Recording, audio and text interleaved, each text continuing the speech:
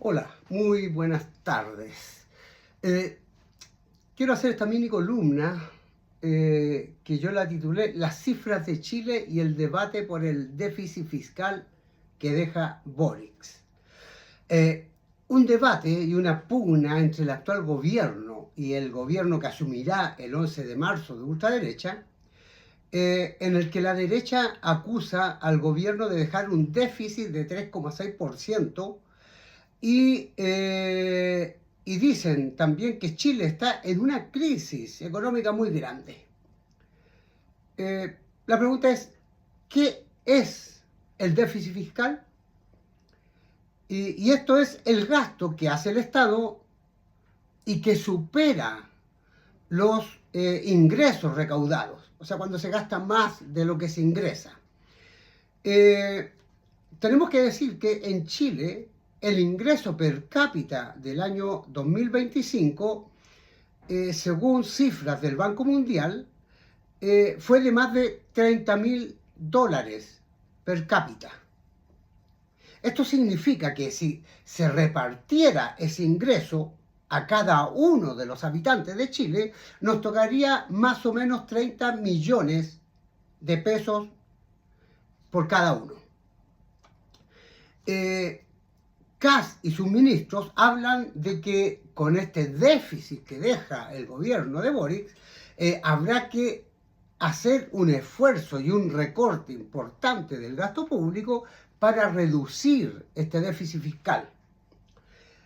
Por supuesto, esta columna no pretende defender la labor del gobierno de Boric, simplemente exponer las cifras y exponer la realidad con un lenguaje menos técnico, un lenguaje más aterrizado, que lo puedas entender tú, mi vecino, mis amigos, mi familia, ¿ya? Y no este lenguaje que usan los economistas, muy elevado y que de repente ni se entiende. Bueno, la derecha y el próximo gobierno de Hacienda de Kast dice que habrá que gastar menos, ¿ya? Y esto tendrá que ser de acuerdo a los ingresos, ¿ya?, que vamos a tener. Y si uno con el sentido común dice, pero es lógico. O sea, si yo gano 1.000.000 de pesos, no puedo gastar más de 1.000.000 de pesos mensuales porque significa que me voy a endeudar. Eso suena muy bien y a primera vista parece lo correcto, ¿ya?, lo lógico. Ahora, la pregunta es, si Chile tiene un ingreso per cápita sobre los $30.000, ¿por qué existe este déficit? Ya decía yo que si se repartiera este PIB, nos tocaría alrededor de 30 millones de pesos por cada uno de los habitantes de este país en el año. Y tenemos que decir que el problema está en cómo se reparte este déficit. Por ejemplo, las cifras más recientes, entre ellos de la Fundación Sol, dicen que el 10% más rico del país concentra el 69,4% de la riqueza total. O sea, si fueran 100 personas los habitantes de este país, 10 personas, ¿ya?, y el ingreso fuera de 100 también, 10 personas recibirían 69,4 de esos 100. Y por otro lado, las cifras dicen que el 1% más rico de este país posee casi la mitad del patrimonio nacional. Y en contraste de eso, el 50% de los hogares más pobres posee solo una pequeña fracción de esos activos. Los activos, para que se entiendan, son propiedades, acciones, ahorro, inversiones, ese tipo de cosas, ¿ya? Entonces, el problema que tenemos en este país es un problema de distribución del ingreso. Porque yo podría decir, ¿dónde están mis $30.000? ¿Verdad? Quiero decirles que si uno tiene la posibilidad de ir al barrio donde vive la élite, se podrá ver que ya no solo tienen vehículos de alta gama, como son vehículos Porsche, Tesla, Ferrari, Maserati, Aston Martin, ¿ya? Sino que ahora también poseen helicópteros para sus traslados. Si ustedes viven en Santiago, verán la cantidad de helicópteros que atraviesan Santiago de un lado a otro. Algunos son de turismo, que ofrecen viajes ¿ya? Turísticos por sobre la ciudad, pero muchos son helicópteros particulares que son usados para el traslado hacia sus empresas y hacia sus diferentes lugares de destino de la élite más acomodada. Entonces, mientras el Congreso restringe y rechaza leyes que proponen subir los impuestos a los más ricos, se exige, por otro lado, bajar el gasto público. O sea, que el Estado gaste menos en educación, en salud, en viviendas y otros servicios comunitarios que van en beneficio directo de la población más pobre del país. El debate que se está dando hoy día entre el gobierno saliente y el gobierno que va a entrar tiene más que ver con los privilegios del 10% más rico a costa del 50% más pobre, que con una crisis real en la que supuestamente se encuentra el país. Al medio de el 10% más rico y el 50% más pobre se encuentra una clase media empobrecida, endeudada y en condiciones de precariedad. ¿Qué significa condiciones de precariedad? Son personas de clase media que si llegan a tener algún accidente en su familia, una enfermedad grave o una catástrofe natural o por ese motivo pierden el empleo, caen de manera inmediata en la pobreza. ¿Ya? Porque es una clase media que hoy día está impedida, no le alcanza para el ahorro, para mantenerse frente a una catástrofe.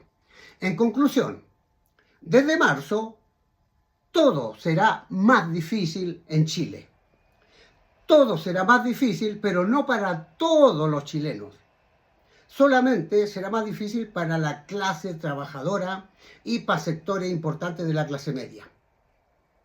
La llegada de un gobierno de ultraderecha a la moneda con una propuesta de bajar el gasto público, de reducir los impuestos a los más ricos, todo esto agravado por la guerra que se está dando en Oriente Medio con el ataque de Israel y Estados Unidos contra Irán, nos va a terminar golpeando, ¿ya? Y golpeando mucho más fuerte a la clase trabajadora.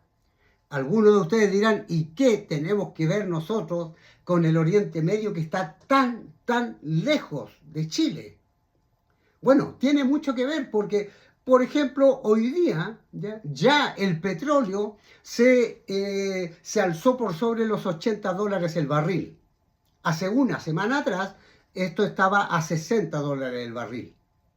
Y cuando sube el petróleo, sube la benzina y con ello suben todos los insumos y los alimentos porque se requiere traslados de las mercancías para que puedan ser distribuidas y eso se hace con petróleo y con benzina. Por lo tanto, todo el encarecimiento de la energía significa que nos va a golpear directamente a nuestros bolsillos. Bajo este sistema capitalista no podemos esperar más que guerras, crisis, problemas, desempleo, bajos salarios, condiciones laborales cada vez más precarias. Corren vientos desfavorables para la clase trabajadora. Pero también la naturaleza nos enseña de que los vientos cambian de dirección. Y para ese momento tenemos que estar preparados para poder cambiar este sistema y poder tener una vida más plena y más acorde a lo que es la dignidad del ser humano. Tenemos que decir que este sistema capitalista, con toda esta crisis que se está viviendo, con guerras declaradas hoy día en el Oriente Medio, Rusia contra Ucrania, una guerra soterrada de Europa también contra Rusia, otra guerra soterrada también entre China y Taiwán, conflictos entre Pakistán y Afganistán, ataques violentos en Latinoamérica por parte de Estados Unidos contra Venezuela y también preparándose para atacar y hacer caer a la Revolución Cubana. Son tiempos difíciles y la única manera que tenemos para poder sobrevivir y vivir dignamente es cambiar este sistema capitalista por una nueva sociedad, donde la producción mundial de alimentos y de bienes sea en beneficio de la sociedad, de la población completa y no para una minoría que controla todo. Estoy hablando de una sociedad socialista y no, como dicen la derecha y los reaccionarios de hoy día, en donde hablan del socialismo empobrecedor, que el socialismo solo lleva miseria a la población. No, estamos hablando en donde las clases trabajadoras tomen la enorme tarea de hacerse del poder y tomar en sus manos la producción, la distribución y el manejo de todo un país de manera democrática, cuidando el medio ambiente, haciendo que lo que se produzca sea en beneficio de todos y sin élites privilegiadas.